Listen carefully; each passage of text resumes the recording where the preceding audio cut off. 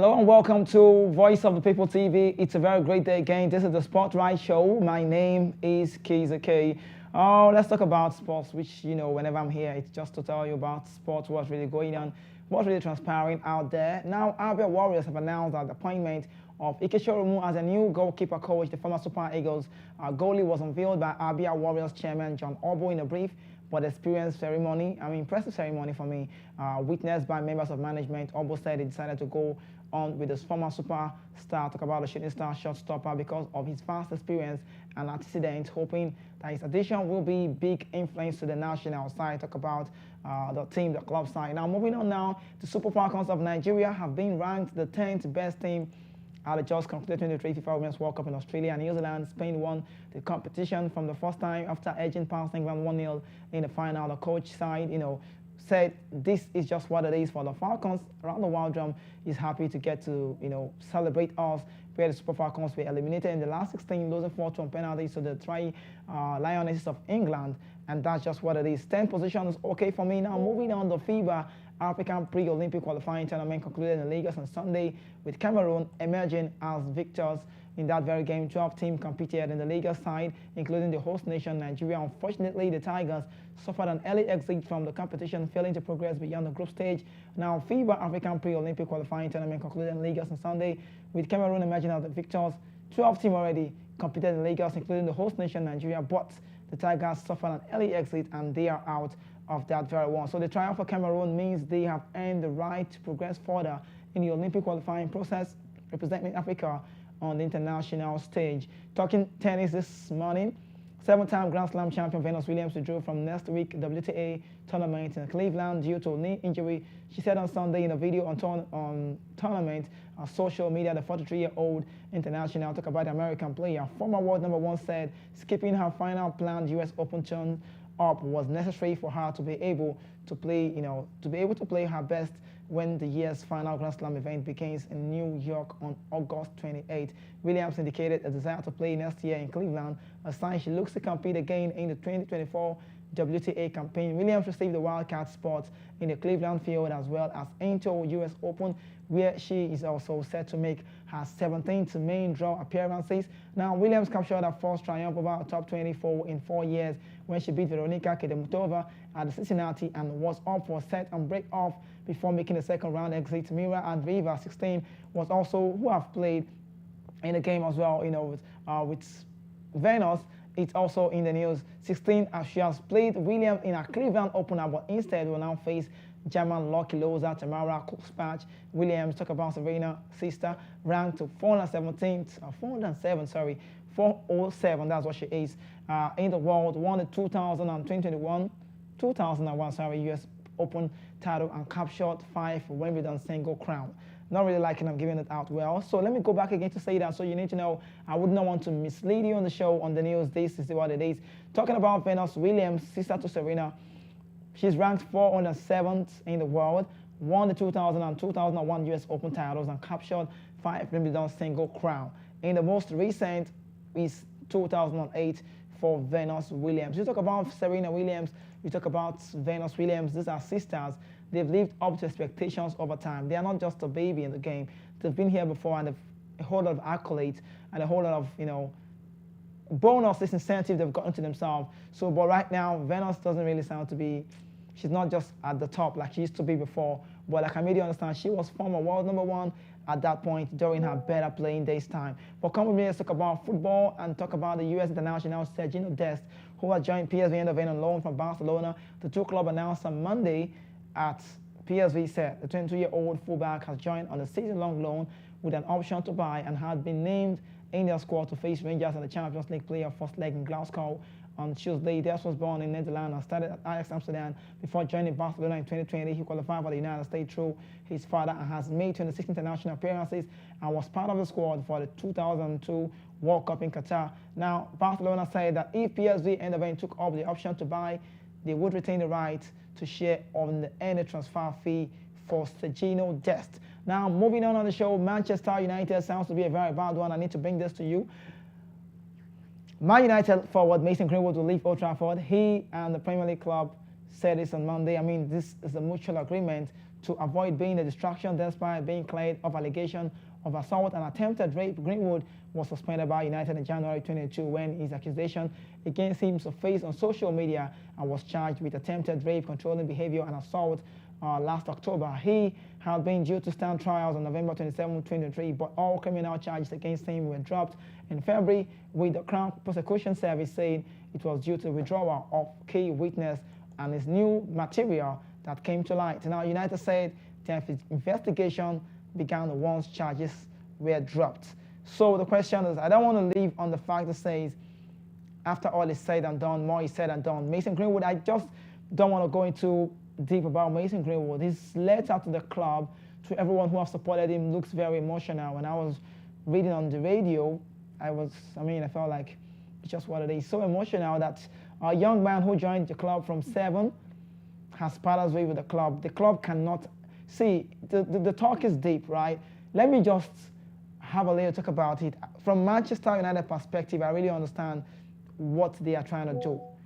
From Mason Greenwood, I know how it feels. But let me talk about a club who happens to be on the hierarchy.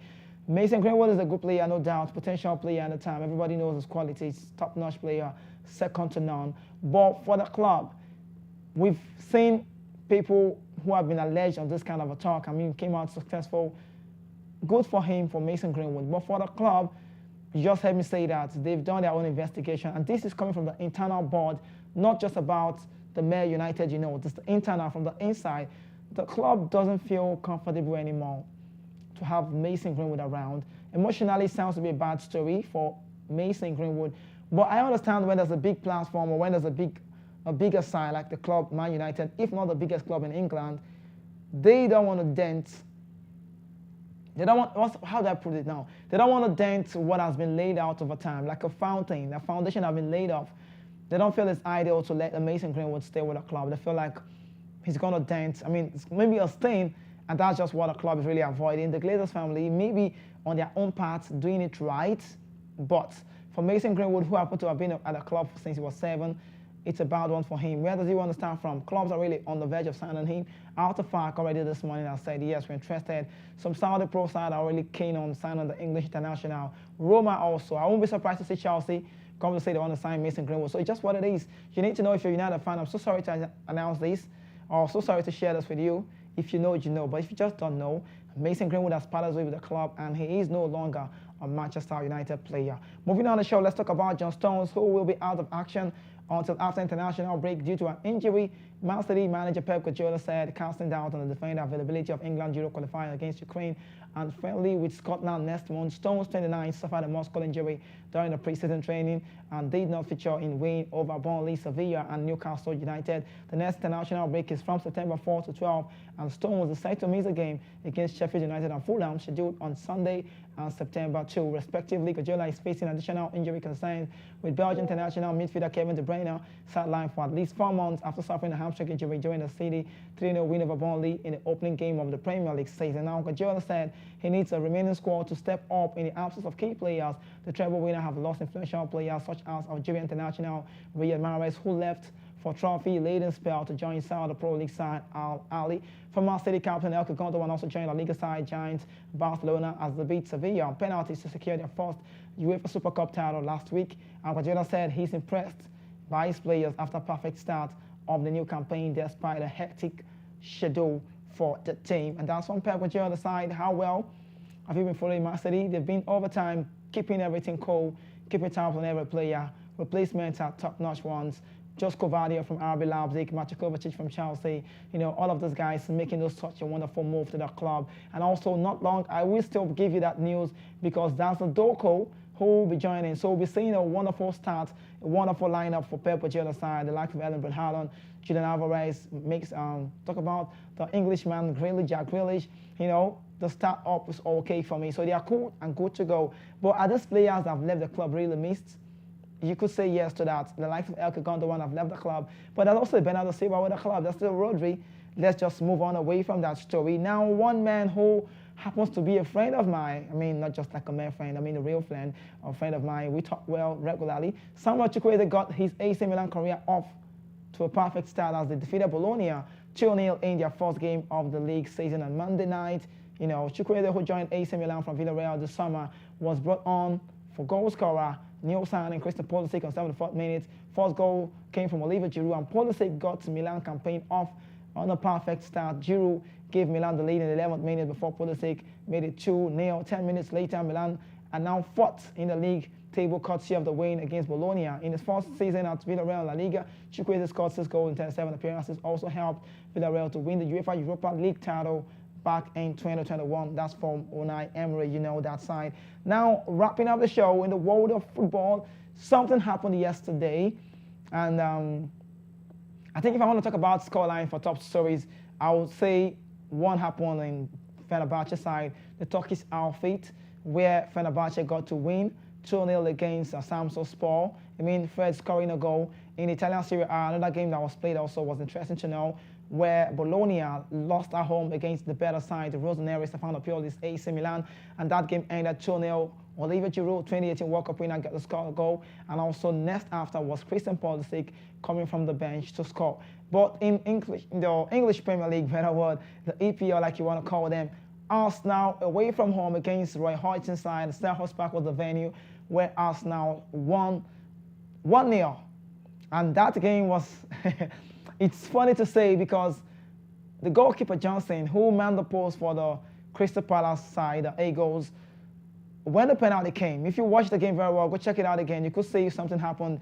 It was Bukayo Saka carrying the ball. He was about taking the penalty, but he got furious at some point, and the goalkeeper looked into his eyes and be like, come on, bring it down. He got scared at some point, and he had to drop the ball. Well respected. I'm loving what he did. He dropped the ball for that man, Martin Odegaard, the young Norwegian, who is very brave. And guess what?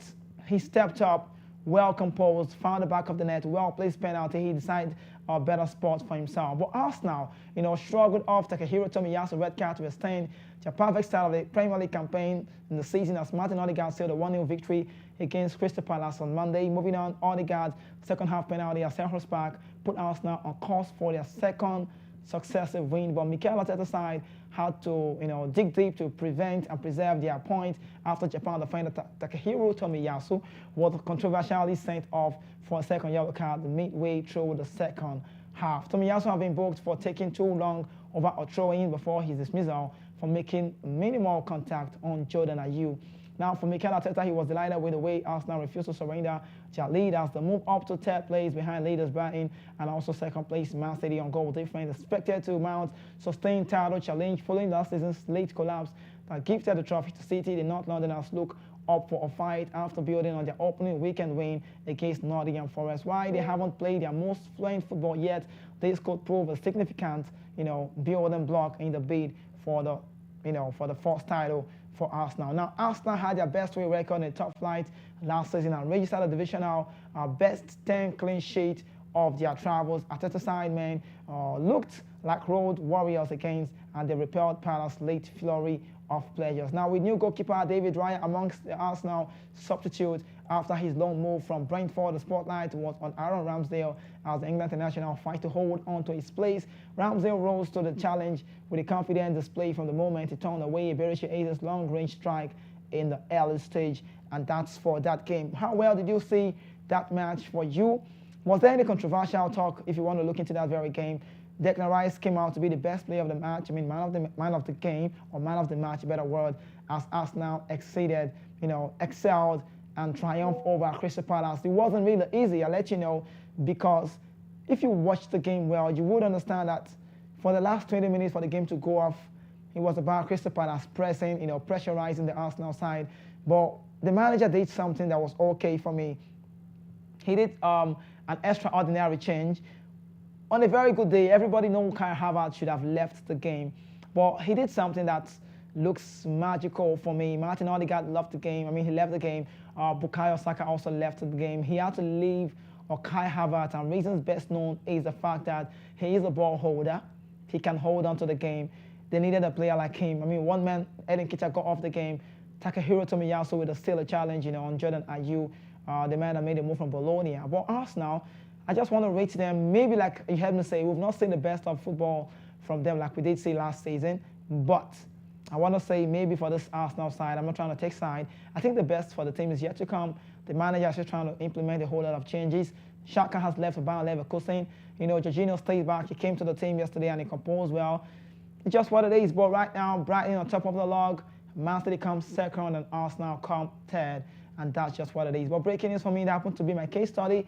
If you're a United fan or you love of good football, you need to know that Mason Greenwood has parted ways with the club. And right now, he is no longer a Manchester United footballer. Sad news to share with you, but it's just what it is. And this is time for me to go away from the show. Tomorrow will be a Wednesday. I'll be back again to reunite with you on the TV to give you this, for me, updating you like I love to say anytime remains my major objective. But for now, I'm leaving here. Stay safe. We've got a whole lot, a whole interesting other programs coming your way. Please don't change it. Just leave it here. My name is Kizzy K. Bye-bye for now. I'm out.